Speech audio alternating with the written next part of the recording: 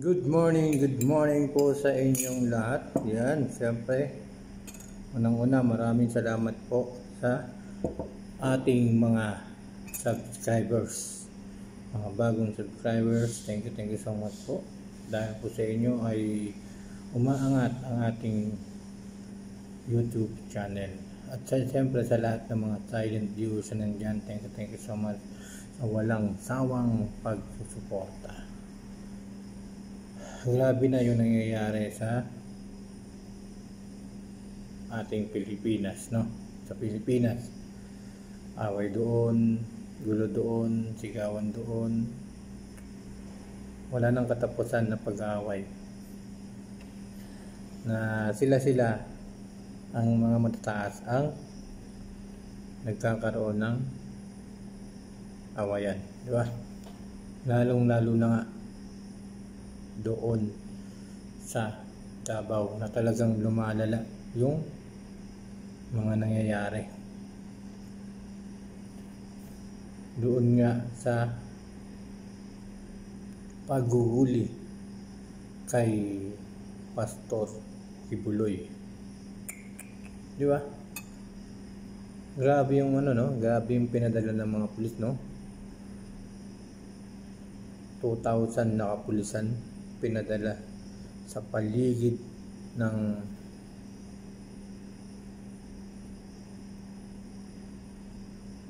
building ni Pastor Kibuloy doon sa kanyang gusali, diba?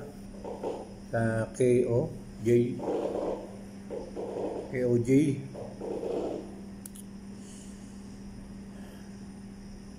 at maririnig po natin sa mga kapulisan, mga guys, ay hinihimok si Pastor Kibuloy ng mga kapulisan na sana ay sumuko na lang para wala nang madamay pang iba o mas lumala pa ang kaguluhan. Dapat palagi mga guys ay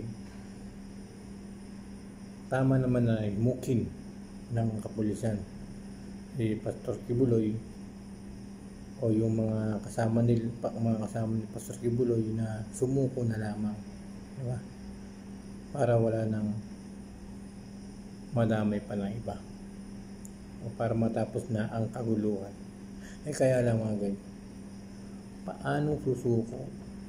Paano mapapasuko ng maayos ang isang tao na katulad ni Pastor Kibuloy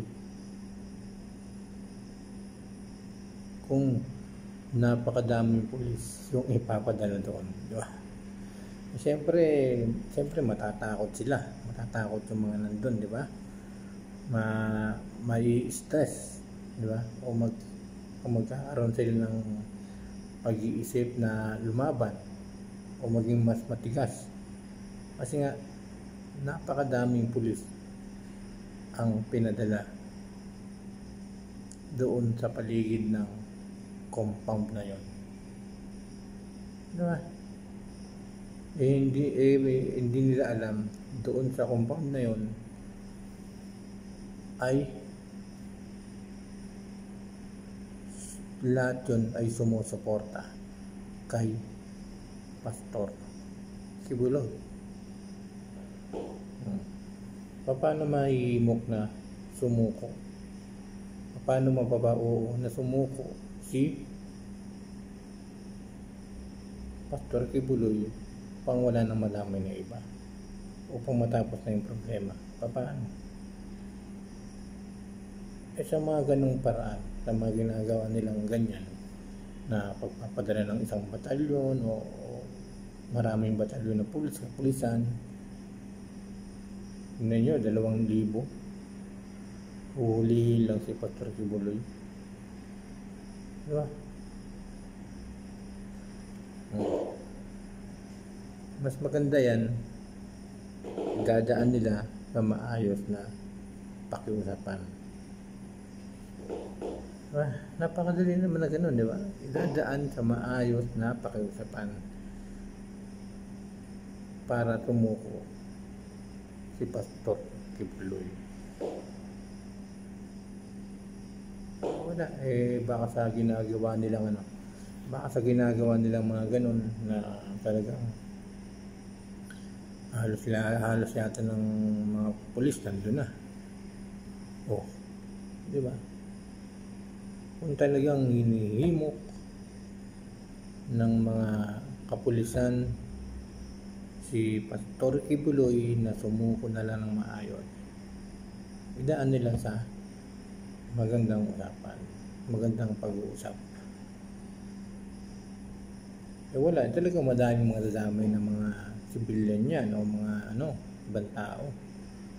Kasi nga, ganun ang ginagawa. Diba? Ganun ang ginagawa nila. Napapadala ng maraming kapulisan. Isang tao lang naman ang huli. Diba? Isang tao lang ang huli, pero ang daming kapulisan na nandun, nakapaligid sa compound ng Kingdom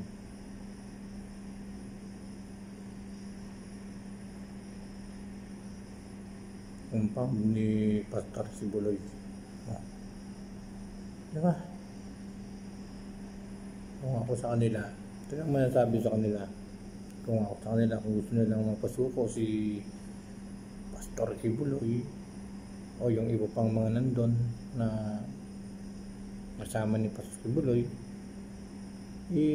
kausapin nila, idaan nila sa magandang pag-uusap. Huwag yung daming pulis na punta, nandun nakabarakada, di ba? 2,000 isang tao, 2,000 isang tao, di ba? Kung gusto nilang himukin si Pastor Kibuloy na sumuko, idaan nila sa magandang pag-uusap. Hindi yung magpapunta ng isang batalyon, maraming pulis. Talagang magkaagulo doon. Doon sa compound na yon sa Davao. Talagang magkakagulo. Kasi maraming mga sumusuporta doon kay Pastor Kibuloy. Pero kung idadaan sa magandang pag-uusap na sumuko na lang si Kibuloy, usapin ng isang mataas o talagang kakilala ni Pastor Kibuloy na makakausap siya, pwede yun. Diba? Para wala ng gulo dapat. Sana mag-isip-isip muna ang mga gagawin pagpunta doon sa compound na yun ni Pastor Kibuloy, para wala na madamay na mga tao. Diba? Kaya lumalala yung gulo doon. Ang gulo sa Davao doon sa compound na yun ni Pastor Kibuloy. Sana matapos ang problema. Sana maayos na yung lahat. Huwag nang mag-away-awayan. Dapat nga magtulungan para matapos yung mga problema. Ganyan dapat yung gagawin natin. Lalo na sa mga nakaupo sa matataas na pwesto. Diba? Kasi pangit ang pagkakaroon ng pag-away-awayan sa kapwa Pilipino. Kaya kailangan idaan sa magandang usapan para matapos ang problema. Hindi yung sugod. Mas lalala ang problema. Mas lalala ang pagkakagulo kung ganyan. Kaya nga merong pag-uusap ng maayos, di ba? Yan lang po, maraming salamat po sa inyong lahat. Thank you so much everyone.